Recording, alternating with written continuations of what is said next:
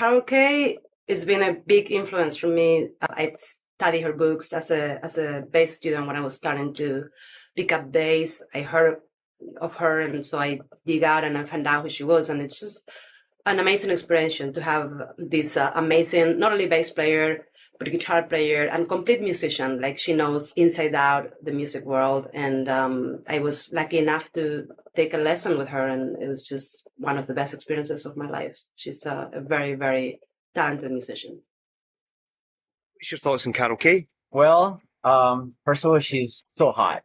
Like, the hottest woman in the music industry. I've asked her to marry her when I met her. She's one of the most influential string players of our generation. And I love you. And I give you a big smooch kiss on the chin. I love you, Carol. Bye. You may not know who Carol Kaye is. She is not like Michael Jackson, or, you know, she's not in the front. Not mainstream, exactly. Yeah, she's not mainstream. And there's so many people like that as musicians who are not mainstream, but who are so important. It took me a while before I even knew who she was and how impactful she had been, you know, to the bass guitar, to the industry. So, I mean, I have nothing but the utmost respect and adoration, and like, I couldn't even imagine being in the same room with her. I'd be so nervous and like, you know, so much music, so much knowledge, so much experience. She's somebody that we all look up to. Like, wow, she is she's the first one. She broke down a lot of doors and a lot of barriers. Is there anything you want us to ask her? If you can't think of anything, okay. We're going to her house on Friday. You're going to her house? Yeah. Oh my goodness. Do you want to come? I do. Yes. Man, I would just like to say thank you. Thank you. Thank you, thank you, thank you for doing the work. Because it is a lot of work. Yeah, because a legendary Kaye who's played on more hits than I think any of us have tried to calculate over the last couple of months. The mother of bass guitar. Well, they say that, you know, but I'm the only mother I am is two by three kids, really. Yeah, so yeah, they were good kids. I was very lucky to have really good kids. And so, yeah, but it was a lot of work back then. There was a lot of music back then. There were a lot of good people who could sing well, that kind of thing. They didn't need the auto tune, and then you had players who felt grateful enough to play and to make money at the same time. That was something that we were all grateful for, you know. And like I said, I was a bebop player at first. That kind of stuff, you know. From that into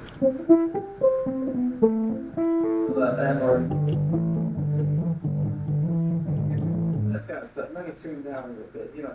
So it was that kind of feeling, you know, on the records of Sam Cooke. That, yeah, so forth, you know, and La Bamba. You know, the feeling there. When we all played, it was a good feeling because the producers of that time were jazz fans. They were older people, and in fact, the fellow that came in the jazz club to get me to play on the Sam Cooke stuff was Bumps Blackwell. And I didn't know it at the time, but he was a jazz vibes player, you know. And he loved jazz musicians because he knew that he could get them to come in the studio and invent their lines and play great, you know. So they would purposely go out to jazz clubs in the late 50s to get the jazz musicians to come and play the rock line and invent the rock lines, because they didn't write the music back then. You know, you just heard the singer sing and play the tune, and we'd write out the chords real fast and then invent lines, yeah, because we heard what needed to be done. So. You've worked with so many people over the years. One thing that we've been listening to the last couple of days is a lot of your work with Joe Pass. Oh, with Joe Pass. What was it like working with Joe? Joe was one of the regular jazz guys. Half the jazz people got into drugs, the other half didn't, you know. So Joe had gotten into drugs just like Hampton Hawes and Art Pepper and those people, and spent time in jail. But he was a great player.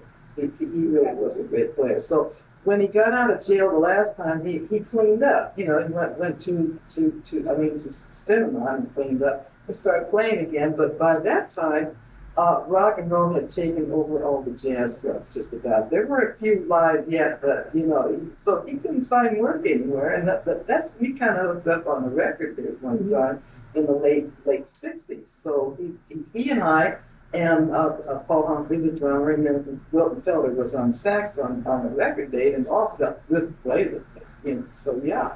So I've known Joe Passett since about 1960 because I heard him play then, and we met and kind of hung out together a little bit. And he was a monster then, but he changed his playing when he had a chance to shake the drug thing and to start his life all over again. He changed his playing, and he kept saying triads. It's triads, Carol. It's chord notes, but it's triads. And I didn't know what he meant at the time, you know, but I do know that the players back in the 50s learned to play from chordal notes, you know, and we learned, my first lesson was 2 and 2 T. First lesson on guitar, T. Just that, now special. That kind of stuff. And I learned that this bridge thing is a diminished chord. So you learn to function or this guy. But I never knew the open string chords until later on when I did the studio work. I never played open string chords at all. It was all bebop chords and bebop lines, you know. And for about 4 months of lessons, I worked for him. I was kind of poor, and he hired me to work for him. The teacher did at the age of 14. You know, I worked about 3 or 4 months, and then he got me into some jazz gigs. He recommended me for some jazz gigs. So I started working at 14. I had my hair up and all that stuff, looked over, you know. So, but you grew up fast back then because everybody grew up during the really bad times. So you grew up fast, you learned how to take care of yourself and work hard. Straight in the deep end at a very young age. Yeah, but everybody was poor back then. Yeah. And, you know, I mean, the music business was not, there's a lot of musicians, a lot of music, a lot of stuff happened, but nobody really made a lot of money back then until studio work. Studio work was all of a sudden, see, I had a day job too. I played work during the daytime. I was a head technical typist, and I typed real fast. And I was cleared for top secret work too, because it was all top secret. Then I go to play at the bebop jazz clubs where they're doing drugs and all this stuff. One extreme to the other. That one extreme to the other, you know, but I didn't talk about either side of it, you know, so I was cool, you know, so, you know, I stayed away from the back room during the break because they were doing their, you know, stuff back there, and I just hung out outside at the bar drinking an orange juice or something, you know, so you learn to cope with all of that, and a lot of times in the jazz clubs in South LA, this is after the Central Avenue stuff. South LA, they had jazz clubs all over, and it was bebop, and it was hot. It wasn't that cool jazz. See, the West Coast gets the wrong thing about it's cool jazz. Part of it was, yeah, but most of it was hot bebop jazz. You're talking about the real players that came. The sax players from New York loved to come out here to play, you know, because it was hot. I mean, and the girls were pretty. You know, so they loved the girls, California girls, and the weather, and then hot jazz too, you know, and being appreciated, you know, because the audiences out here were the aerospace people, and any given night of the week, it was all bebop with all the clubs, you know, it was all bebop jazz, and it was the pop music of LA was packed to the rafters with aerospace fans that came up and had a drink and listen to some music. It was wonderful, but in South LA, they had some luxurious clubs where you kind of knew that it was probably mob money or something that built these clubs, and they were rich clubs. Everybody came in suits suits and ties to hear jazz. It was that special to everybody down there. And you go play, and if they don't like you, they will let you know. So it was a good place to hone your craft, you know. And then if you didn't play well, too, I saw this a few times. I mean, I never got that look, but there's something that the musicians would give. It was a certain look, you know, like get off the stage and you're gonna die, you know, that kind of thing. You just know. So you just know, you know, because once in a while there'd be a player sitting in and he wasn't cutting it. It's like, hey, man, you know, go smile. They'll also let you know, get off the stage real fast, you know. So it was that easy, you know, that all you had to do was play good and you were called for work and all that. You didn't make much money in the clubs then either, but you got a lot of gigs on the side, about bar mitzvahs and weddings and parties. That was all jazz back then. You played with the guys, same guys on stage you did in the private gigs, you know, that kind of thing. We briefly mentioned, speaking of California girls, we jump forward a bit to your work with the Beach Boys. That must have been some leap from... Yeah, well, it was gradual. You know, when you're working with Sam Cooke, it's still jazz guys. Yeah. You know, and Sammy could sing. Then I went to Richie Valens and a lot of those early rock. I'm still hearing some of those early records that I'm playing guitar on, riffs and this kind of stuff, you know. Something happened to the sound. Oh, wait. Okay. I think it came out here. I think our little companion here. Yeah, something like that, you know, just little riff or little things I'm playing. Oh, yeah, that's right. Or, of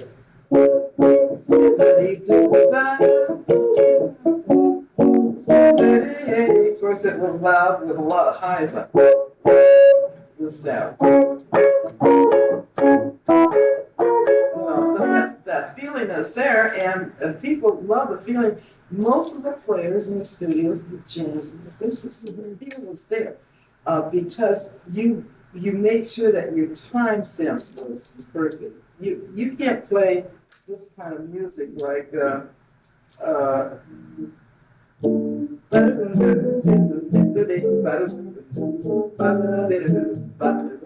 can't play those tempos with that time. You know, everybody has to be groovy, you know, together. So your sense of time was there. That's why the feeling of the early records was so hot. That's when we grew. And then you had some of the natural rock talents, you know, like the Glenn Campbell, Leon Russell, and all those people, you know, and they could groove. So, I mean, so it was a big group, and we liked each other. We liked the music. It was different. It was easy, you know. You know, when you're playing simple music and making it groove, it's fun. You know, it doesn't matter. And the challenge was coming up with simple lines to make that record happen. That was fun, see. But middle 60s, it started changing. It got to be more work, and it was groups then, you know, that, yeah, it's okay, Hondells and like that. That was all right. It just got a little boring after a while. That, you know, just that surf music especially wasn't that hot. Creatively. Yeah. So and when the bass player didn't show up in '63, because I had them playing the piano bass guitar, they put when the bass player didn't show up at Capitol, they put a bass in my lap, and they said, "Okay, play it." So I got to play instead of going that kind of thing. I played what I heard.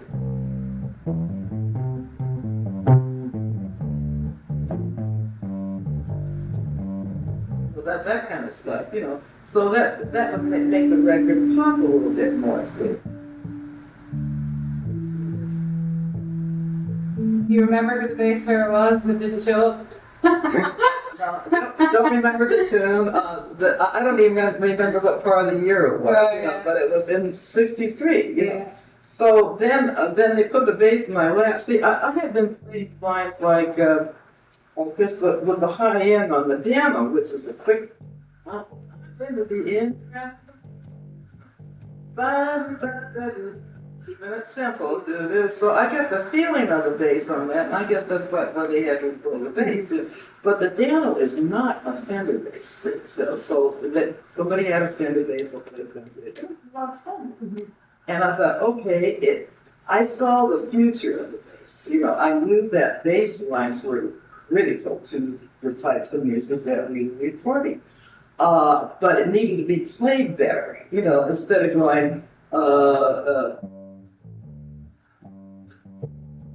instead of two notes, you need to float around. And that's where all your theory comes into practice, and you know where to From go. playing guitar, I kept hearing there's something that needs to be happening on the bottom end. You know, you just heard that. And so I played extra lines on the guitar to try to make up for it. You know, that's what you do in real jazz, right? You playing every... Jazz is intimate. If somebody plays something, you answer it. Call and That kind of response. thing. There's a... Yeah, well, they call it call and response. I call it statement and answer. But anyway, it's just... It's a network like this where the drummer plays something and gives you ideas and you go along with it. But rock isn't that complex, but I know there's a lot of that going on in that too. But jazz, you breathe in and somebody breathes out for you. It's that close, see? So that's the synergy that was happening with the record they said. And it was real close, and the groove and everything. So it was kind of nice to work with everybody who played too. And it goes to show everyone really listening to each other, as you say, like statements. Yeah, you're there because when you're making money for your family, you're grateful that you don't have to go out and go on tours. We all did that. We all toured with bands and groups and stuff like that. And it's so great to be home with your kids, you know, that kind of thing. So it was just a few dates a week at first, and then the business grew up fast. All of a sudden, people from New York were moving out here to do studio work. So we kind of took the capital of music away from New York then, and the capital was Los Angeles. Yeah. So that's what happened there, because we kept putting out really good products, and it was kind of fun at first, and the money was horrendous. Now, we're talking about 1960s. I was doing my day gig, so I could quit my day job. I go, okay, I can do studio work, quit my day job, and still do jazz. But we saw the jazz clubs closing down and then reopening as well. So the handwriting was on the wall, which is successful. You mentioned when you picked up the bass, because the person couldn't make it. When you picked up the bass at first, was it very familiar straight away to you? Did you feel as if this is something that I can get into? Yeah, it didn't feel strange at all. It felt, I knew what needed to be played on the bass. Like when we got on that thing like that, and the beat goes on. You know, bass player was doing it. And it goes on. I was playing the damn on this.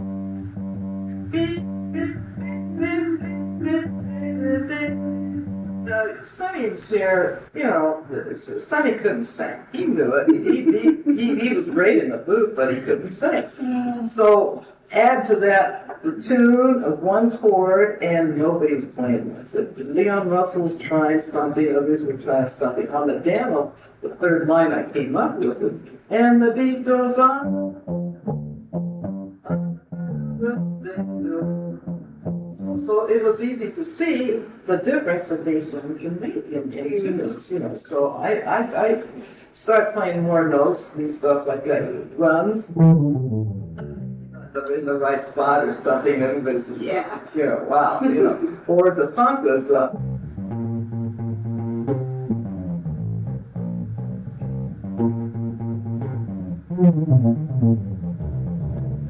kind of stuff. But you know what? If you ever played Latin American music, you know where that came from. You don't think of where it comes from at all. You just play what is needed. But have you heard?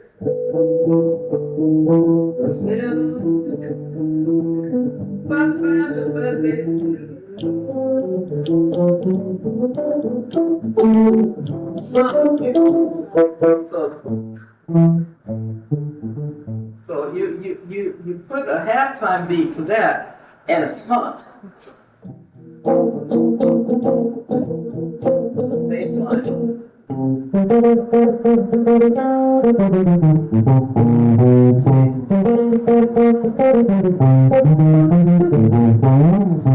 kind of stuff. See, on the bass, and it's Latin funk. It's Latin when you're doing it that way. Now you have a rolling type of bass line that we used on some of the Motown stuff. A lot of people don't want you to know that some of the Motown is cut out here, especially by a white woman with blonde. The image is so important, you know.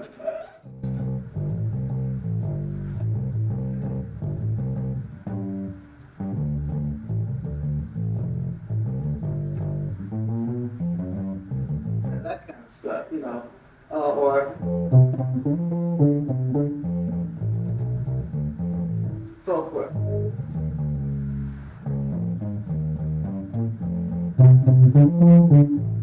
That's easy to do. So you got samba. See, you've got the samba licks and that kind of stuff too.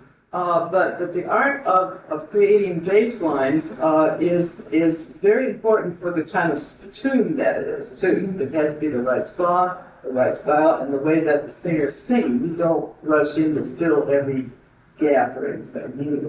You support everybody, and it's important to have the right style for the bass line.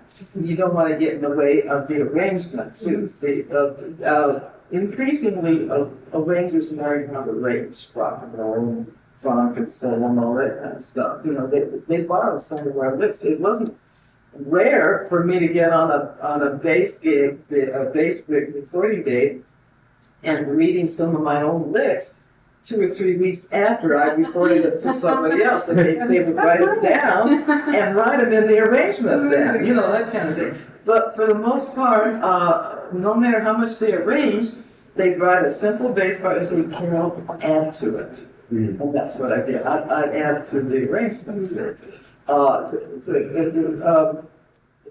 Other people have worked for Quincy Jones. I'm not the only bass player he used, but most of the time, yeah, I did do all of his movies in the '60s, and he used to say, "Carol, I'm not doing a film without you." I said, "Why?"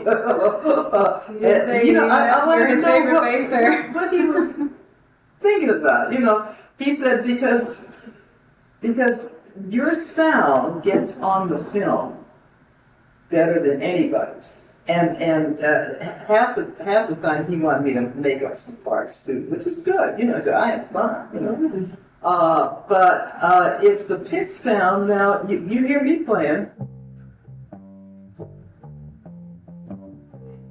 you hear the attack of the pick. No matter if you put on a lot of low end, that kind of thing. You don't hear the pick that much, but the attack of the pick, no matter if you put on low end or high end or it's got balls to it. It's got the low end bass part as well as the attack. But then some of the dates, like the Beach Boys dates, I had to add on a lot of high end too with it, because Brian wanted both the bottom and the top end. And most of the time, he did have a string bass player play with me, but he had me boosted up more in volume the string bass. So some of the time, Wild Rick's on the string bass, he says, "You can't hear me. I'm just here for color," or something like that, but he was in there. But there was one tune, God only knows, where you hear the string bass a little bit more than the Fender bass, yeah. And at the time of the Beach Boys, Brian brought in the music. That's the only time I didn't have to invent bass lines with Brian Wilson. He would bring in the music, and he wrote some darn good bass lines. I had no idea that he was a bass player. I didn't know that. I thought he just wrote everything on the piano, but he had an ear that heard music in a different way than most people. And he was very good, and he was great fun to work for. You know, he had a sly sense of humor. You know, he said, "Hey, go do this," and or something like that. Then kind of smiled a little bit, so we knew it was a joke. You know, It must have been fun when you do the likes of the classic Good Vibrations. Like, it's such a clever bass line. well, that's his bass line. Yeah. See, he wrote this. This is not a regular bass line. First, I played it this way, timbre of the strings, you know. Because if you did this, see the different timbre of the string. Timbre, see.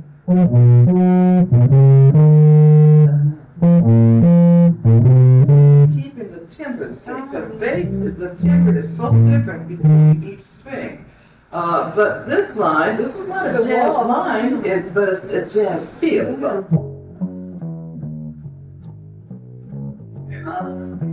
So it's got a walking sound to it. And the California Girls fingering it has to be this way. You use the thumb as a pivot, see, the thumb doesn't move. But you move it around like this. You never want to play like that. You put a lot of tension in it. And it goes. He wrote this, you know, so, and.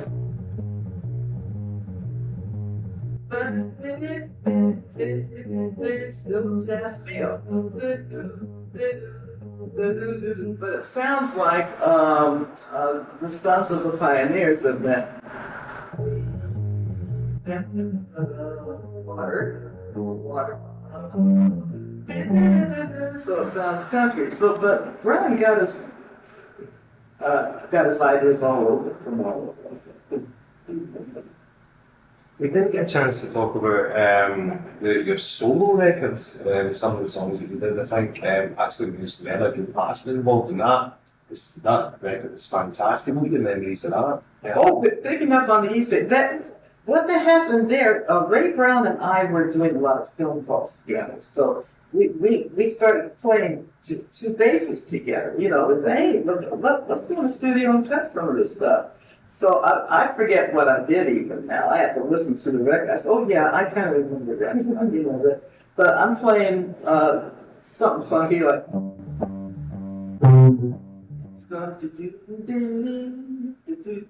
or something like that on the bass, you know.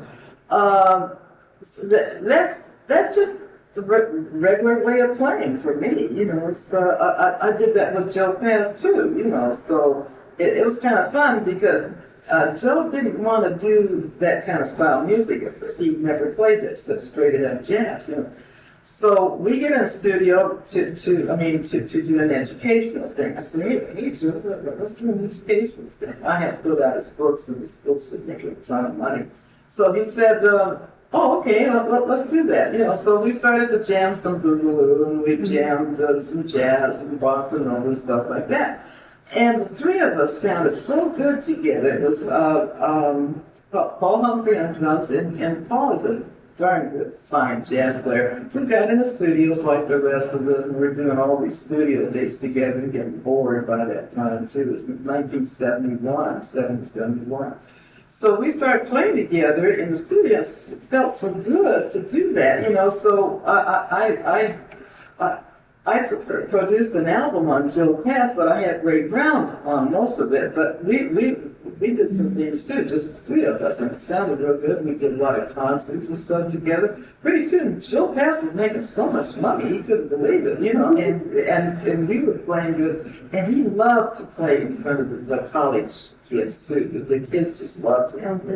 Oh yeah, we never knew what we were going to play. We just jumped on stage and played it, you know, because we never knew. It was like jazz. You just get on stage and impromptu play, you know. So that's what we did.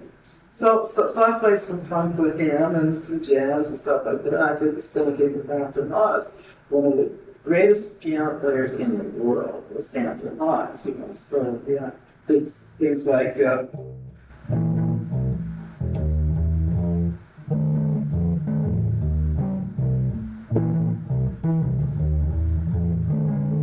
Just a jam thing, and Hampton would go big ba big ba big ba do do ba ba, you know, that kind of thing. So he played his jazz on top of that, and it was like soul jazz and stuff like that. Other people like Herbie Hancock was playing funky jazz and stuff like that. Because jazz was dead, see, in the 60s, Rock Hill. Yeah. But it came back as freedom jazz with Ornette Coleman. Now, I played with Ornette because Ornette sat in with the Teddy Edwards group I was playing with in the 50s, you know, with Billy Higgins on drums, you know. And we're playing all this stuff, and Ornette's playing that funny little white horn that he had, you know. I didn't know it was plastic. He came in a couple of times. But pretty soon he grabbed Billy and they moved back to New York. I said, oh man, we lost a drummer, you know. But, you know, jazz changed forms to make money. Miles Davis changed form, got into the fusion stuff, and Herbie Hancock got into funky stuff, and Hampton Hawes and I got into soul jazz stuff like that. Same as with Joe. Joe didn't want to play this stuff. He said, I'm not going to play rock and roll. You don't have to play rock and roll, Joe. Just do your jazz on top of it. But he loved us because we're from the jazz world. Paul was too. He was a jazz drummer, see. That's Paul. I'm feeling all right, by the way. Jam this. But it helped to have Joe in the room singing it too, because we played to the singer. So it turned out to be a big hit for him. Having played with all these legends around behind the scenes as such as studio musicians with the Doors and the Movie and all these great bands, did you and the other session players ever get a feeling of like, not that you wanted to be in the limelight, but was it ever strange for you? Did you ever want that? Want to be stars? Well, not to be stars more so, but did you ever find it strange, should I say, that everyone, you guys, the geniuses, let's say, were kept in the background? Or was it just the way it was? It was a business. Yeah. It was a business. We were good at business. Yeah. Taking care of business. We were happy to do it. Yeah. Because it paid well. We didn't have to go anywhere but go home and try to sleep. You know, you live for the really nice days like with Ray Charles and Mel Torme, Frank Sinatra, people like Rosemary Clooney, like that. Those days, like I tell people, they say, wow, it must have been fun all the time. I said, no, 85% boring. You know, and did you like the music we played? I said, well, do you like your day job? You know, it was a job to us, you know, that we were paid a lot of money to make this for everybody. You don't have a feeling of that you hate the music. If you thought you hated the music, you couldn't play a hit, you know, that kind of thing. So yeah, at the time you liked the music, you liked the group, you liked working with others and stuff like that. You didn't think about, we joke about it. We say, hey, we're playing all this music, and they're out there, making $1 million just playing 3 chords, you know, that kind of thing. Hey, that was them, and this is us. We knew that we were the best in the world. To do what we had to do, record day and night, we had to be the very best. So, but at times we had to remind ourselves of that, you know, because it was like, oh God, I'm so tired. Please get me home. Can I turn this one down so I go to sleep? You know, that kind of thing. Go to sleep with click tracks. Yeah, I used to go sit in the can on the Phil Spector days just to fall asleep for 5 minutes. You know, just sit down on the can and nod out. How many years did you not sleep for?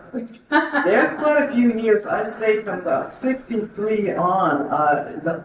Nobody got much sleep. You're sleeping maybe 5-6 hours at the most. Yeah. You snide. That adds up. After a while, you're drinking instead of 3 cups of coffee, you drink 10 cups of coffee. You told me that before. You said, yeah, in the 60s I didn't really sleep.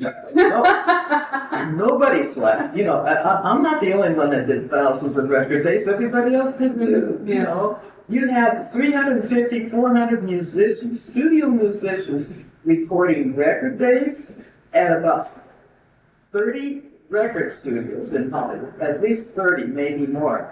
And then you had the film studios doing the movie soundtracks. You had Paramount, Warner Brothers, MGM, Fox, Universal, Desilu, it just, the list goes on. We're talking about 45 to 55 pieces. Big bands playing almost every day, recording almost every day. Today, if there's a big band of the big orchestra, 76 pieces. I did an airport, some of the major movies like that. There was 76 pieces, you're there in a room with them, and it's just a great feeling, because you're there with the finest musicians in the world playing that music, reading that, and I get to invent memory too. So you have this constantly going on back then because the movie industry is just about out of business because of TV. TV killed the studio. So in the 60s, they got the hot idea to use the rock players, the soul rock players, especially the bass players like me. I'm the only one that they called because I'm the only one that could invent and could sight read at the same time. I could sight read fly specs, and I wasn't into drugs. I didn't smoke pot or I don't drink. I didn't take pills, anything like that. So you're there to make money, and this is the first time in my life. Now, I grew up poor. I did not want my kids to grow up poor like I did. I did not want them to struggle like that. A good parent knows this and takes care of their children. I had 3 kids, and I wanted them to have a good life, a good start to begin with. So anyway, and they did. I had a nice lady that lived in with me. I paid her well to take care of the kids. I made a lot of money, but I paid a lot of that out in child care too, see. And I didn't get married. I married twice, and I got a divorce, and it was such a terrible thing that I didn't even date a man for years. I was perfectly happy going to the studio work in New York. That was a lot of money, and when you're doing studio work, you have the work ethic to do your very best, because you have to go home and look at yourself in the mirror. So yeah. Well, no, you don't have time to listen to the radio. You're trying to get to work. You're back in studio. If we didn't have the traffic that you got today. There's a ton of traffic. We had about 1/4 that many cars. So you can imagine you could get around. You got parking place zip like that. You could run in the studio, then get pack up. And when you left the studio, you forgot the music because you got to do the same thing on the next record day or the next film call or something like that. So you drive a few blocks, park, get out with your bass. The Carter's Country has got one of your amps there turned on, set to the right setting for that studio, that kind of thing. So there's a lot. Thousands of people, copyists, music arrangers, producers, people that went out to hawk the records, to go to visit the disc jockeys and all. You had thousands of people in the business. It was a huge business out here in Hollywood. I still get emails and people say, tell us what it was like in Hollywood, as if it's going to be like it was down south, where it's just a few people working. I said, you can't imagine what it was like. Thousands of people working in the industry. It was a huge industry out there, It was a huge business. But at one point, I did get stuck up. It's like, hey, I'm first call with everybody. Kiss my ass, So I had that. If an engineer didn't have a microphone plugged in, I said, hey, you need to plug in this thing here. Or out at Fox for a time, I remember I got mad at the engineers out there. They had the microphone 6 feet away. I said, they're paying me a lot of money to come here to record for your movie. And I wasn't shy by that. I was shy when I was a kid, but I wasn't shy by that. I said, they're paying me a lot of money. They want to hear it on the movie. Move that thing in, or I get up and move it in, so it's right there where it should be. So I was a pain in the butt to you had to put them in their place. But you know what? I get up in the studio and I got to know them in the booth. These older guys, they're wonderful older guys. So once we got that out of the way and they found out I was a nice person, I found out we got along great. They were so happy to see me on the scoring stage every time. Nash was cut out there at Fox. who did a ton of movies out there. And it's a wonderful place to work with Alpha. Those engineers are responsible for, they talked about those racing pictures too, the cars. Oh God, there's a couple racing pictures that were done out there, and they said that the sound of the engines that they had to mix just made them sick. You know, we talked about that. So yeah, they talked about it. And it's funny things, you know. Amo Richards, well, wild little guy. He's kind of a small guy. Had tons of percussion instruments, and he finally found the Echoplex. I use the Echoplex on bass too sometimes, you know. Tom Scott amplified his sax, so I had to help him with his amplifier, how to turn it on and set the Echoplex to the right tempo. You know, if the click track is here, you have to set the Echoplex there. Da da da da da da da da da da, you know, that kind of thing. So you had to set it just right, you know. And so one time, we were all bored out and tired and everything, and Abel starts laughing, and he had his Echoplex on his fives. Went, oh. We started getting the giggles. You couldn't stop us, man. We were laughing.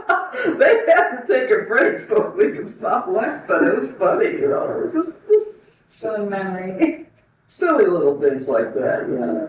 Silly things. But the guys were wonderful to work with, yeah. Whenever somebody asks me, who have you ever spoken to who's got so much knowledge in music, my answer is always yourself. It's always okay. So my question to you is the same. Who have you worked with and you just thought, well, I'm in the presence of someone that is so good at music, that really knows the craft, out of all the people you work with? Is there anybody that springs to mind? Well, yeah, we had our people that we loved too, you know. Barney Kessel, I met as a young kid. You know, my teacher brought me to Barney and said, oh, I'm teaching her. And he was very gracious. He was a big shot. I was nothing. He was very gracious. People, when you get close like that, the bigger they are, the more down home they are, the nicer they are. Mm-hmm. But you have to keep a certain brevity, you have to keep an edge away from the people that want to touch you like you're something, or, you know, to treat you like a star, because they have a fantasy sometimes, and you kind of have to stay away from those people. But it's just, Barney Kessel was so easy to be around. He was a wonderful person and a great player, you know. And here I am in the studio, sitting next to him, waking him up for the take on a Sonny and Cher day. We were even then, you know. So, but I didn't. You don't feel like you have the respect is there, yeah, you know, because he did so much, but. You're in the studios, you're all the same thing, doing the work of the recording too. Some of the people that have read from your books have learned from your books. They have, yeah. Pleased about that, yeah. Jacob Stories. Yes, he told me he learned from my books. I didn't know that at first, you know. Here's what happened. I had my arm in a sling from when I got hurt. This is about 1977. And he said, what's wrong with you? I went out to a nightclub to hear some music, you know, and he was there. So we sat together and chatted. Very nice fellow. But, you know, there was a spark about him I just loved. I said, yeah, he's like I was when I was younger. Yeah, it's like, just like that. You know. So yeah, he had a right to be, you know, because he was on a big hit record and stuff like this. He said, what happened to you? I said, I think it's playing the bass. He started talking about himself, how he has to run on stage because his arm and his neck will be in horrendous pain from his bass too. So yeah, I thought about that later on when he died. You know, I thought you know, people don't know what it takes to play bass on stage. You do a lot of stuff to make your body comfortable, but you're suffering sometimes, you know, and I wonder how much pain that he had been in, that he'd be into drugs. I'm not making excuses for him, but I'm just saying that. But I liked him. I thought he was a real sharp guy, and I knew that he played great, so we had a good talk, and he said that he used my books in the school where he went to. He used my books there. So Isn't that amazing? that was very nice, yeah. I don't know how much he got out of them, but it was nice and said that, yeah. Any books have you written, or is it how many of these books have you written? It's about 30, including the latest jazz courses that I wrote. And I finally wrote them down because I knew jazz was back. So I started writing more jazz and everything. And I wrote the same jazz that we all played in the 50s. I knew the schools didn't teach that. There's a big gap from the rock days, and the schools are teaching a lot of nonsense scales. Those scales were not around in the 50s. We had the major scale, the minor scale, and we used them as traveling notes. Used jazz patterns, which were quarter notes and substitute chords and stuff like that. That's good. That's how we all play jazz. So I started writing my bass stuff because people were joking about bass solos that you can fall asleep by and stuff like that. And I'm thinking, that's nonsense. Ray Brown and all those guys, you can sleep during their solos, and the notes are there. Why not learn them and play them? The teaching thing is funny. When I had my last surgery and I could play again, it took a while before I could get back. I couldn't even pat my foot at first. I trained myself to hate music. I had to hate music because when a musician is stuck and they can't play, there's a thing that goes on with your brain. I saw this with others too. If you're stuck in a body that can't work, you have to psych yourself to. I used to have fights with God all the time. Like that. Yeah. You have to express that anger. You have to get it out somewhere. So so you listen to music and you make a different life than being a musician. That's what you have to do. So I did that. So getting back into music is like, oh my God, I got to relearn everything again. So I used that relearning to write the books, and it works. It all works. I had to relearn to get back into the jazz. So it does work. And it was all the stuff from the 50s. Then all of a sudden, a lot of that stuff from the 50s came back to me. Do you have a particular favorite record that you play on that sticks out? Well, there's a lot of them. Yeah. Feeling All Right is one of my favorites. The Way We Were, Barbra Streisand, and just a whole bunch of that. There's some of the Beach Boys stuff I like too. Caroline No and Sloop John B. I like that. Help Me Rhonda, this. That's what Brian Wilson wrote. There's only one line I got in somewhere on date with them. So some of those things are very good, and then some of the earlier records on guitar, I like those things. Don Cushing, I play guitar on that, stuff like that. It felt like jazz again, so yeah, that kind of stuff. And the movie work especially, because you're working for brilliant composers that write everything. One of the Planet of the Apes, I did about 3 of those Planet of the Apes scores, and more, some of that music was outside. I mean, talk about classical music, and you're reading that, and you going, I hope I make it, that kind of thing. Talk about terror,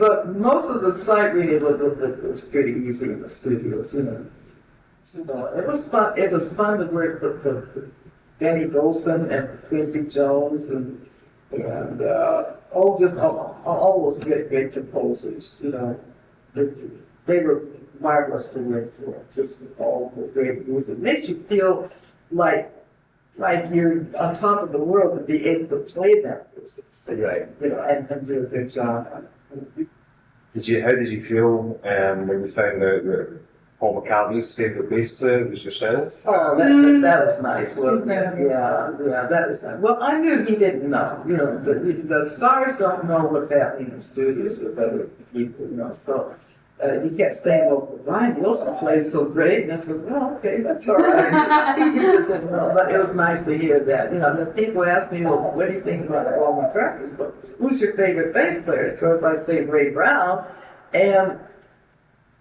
And they want me to say Paul McCartney. Well, I did listen to him play. I said, yeah, he plays perfect. He plays the right notes, and he's got a good group. Yes, he puts that music through. See, I take it in the context of what they do, you know.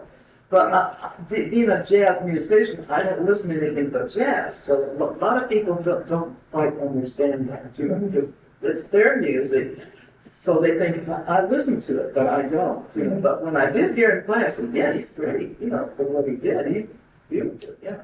That's what we were thinking about when we were driving here. We thought, we need to ask Carol what she's listening to these days. Yeah, jazz, of course. You know, I'm a jazz musician. I'm going to listen to standards. I'm going to listen to the Broadway tunes. I don't listen to anything else. I had to record rock and roll, but that doesn't mean I listen to it. You know? I don't listen to anything I ever recorded. You know.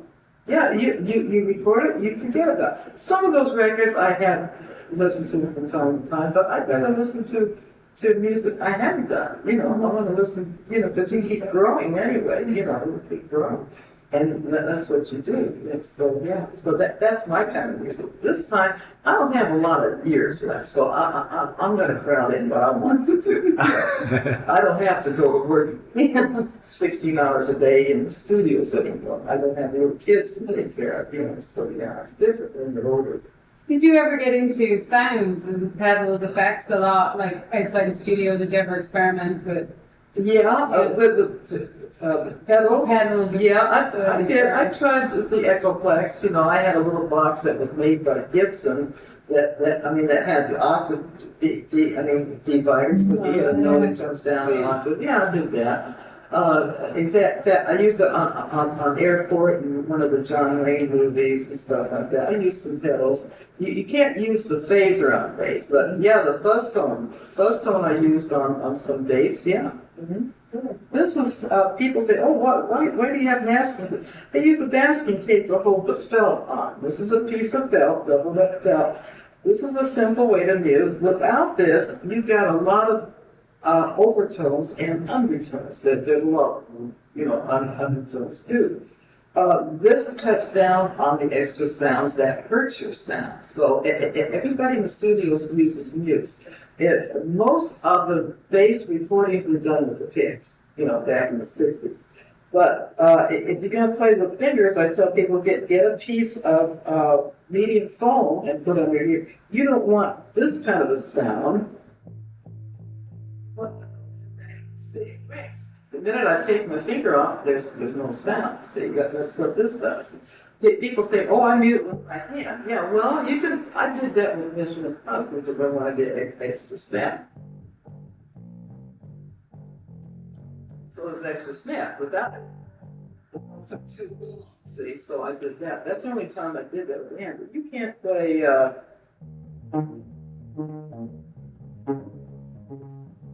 So forth. You can't play. You can't play that and do with your hand. You have to play up here with a flat wrist. I see people doing this. I said, listen, the minute you pick up that wrist, you have no power. This is the power, and the power's in the wrist, as if you had a bolt through the wrist here. You know, so there's a real art to playing with the pick, and you play with the beat. Very natural. And the attack of the pick is about 3 times the attack of the fingers. I'm not saying fingers is wrong, but the attack of the pick worked back then. So you don't have to use the pick today, you know, but if you're going to pick, do it right. And then it's you get the right sound, you get the right attack, you get the evenness, so the engineer doesn't have to ride your sound with EQ. They never EQ me in the studios, except for some of the Motown stuff, like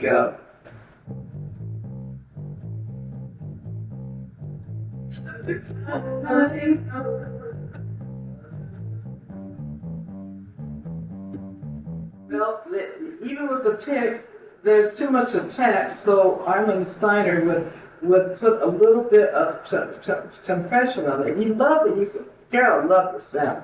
I said, why are you putting compression on it, Ken?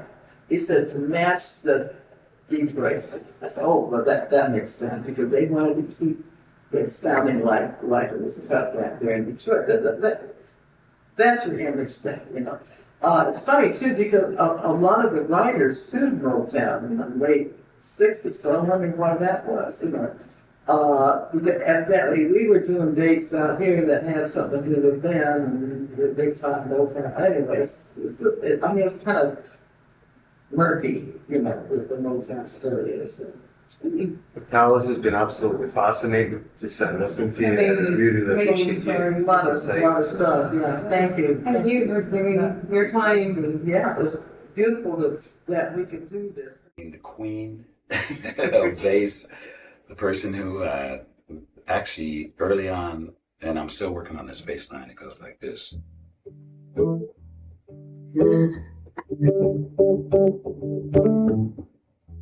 See, I'm still working on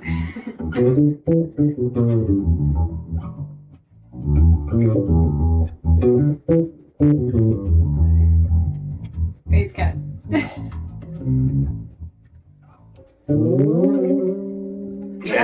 I don't know if this will help.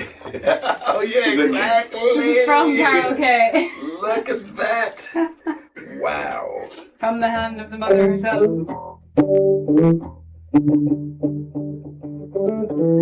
It does, it's magic. Way better. Woo! Unbelievable. Yeah? Yeah, man. Oh, treasure. Yeah. Carol, you are a big inspiration to me, one of my favorite bass players of all time, and I just want to say thank you for all the notes that you've left on the table for us to pick up. And that's it. I love you.